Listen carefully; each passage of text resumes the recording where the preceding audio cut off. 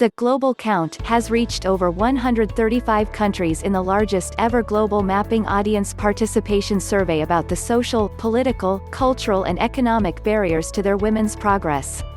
Since launching on the 21st of January, the Global Count has reached 135 countries, including in some of the hardest to reach communities. Betsy Skolnick, board chair of Women's March Global, said, "We're so excited to have heard from women and gender-diverse people from over 130 countries, with the data growing every day.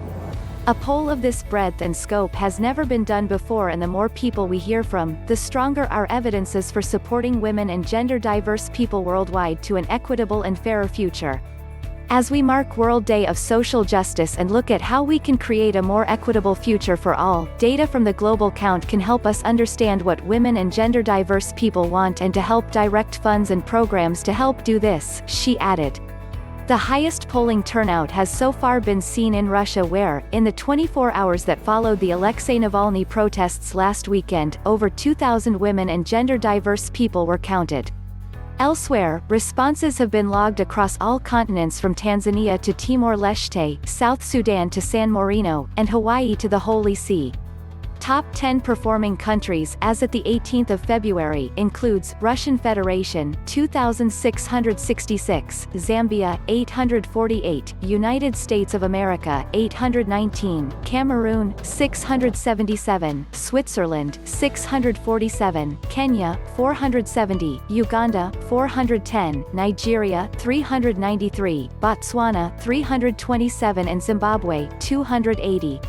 The ongoing project is the 5th annual mobilization event from Women's March Global, the leading women's human rights organization formed on the back of the protests that took place globally 4 years ago following Donald Trump's inauguration.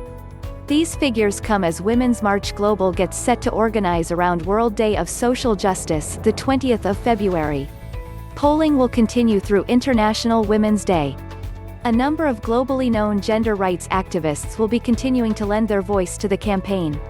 The Global Count directly addresses data scarcity around women's rights and the urgent need to better map the critical issues facing women and gender-diverse people across the globe.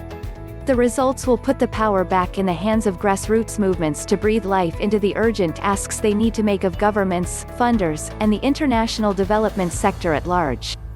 At the end of the poll, the Global Count asks women to dream, what does progress for women's human rights look like for you in 10 years? One respondent said, the future is bright. Women are more powerful than before. We are slowly gaining our voices and soon we will be heard. In 10 years, the world will accept us as a gender that belongs here to be seen, heard and respected. By then human rights will be a common norm for all. The Global Count is a collaboration between some of the world's most respected women's rights organizations, including a newly formed steering committee, Cooperative for Assistance and Relief Everywhere Inc., CARE, White Ribbon Alliance, Civicus, Girl Up, Global Fund for Women, and Global Office Consulting, over 40 grassroots organizations on every continent, and key supporters including the Malala Fund.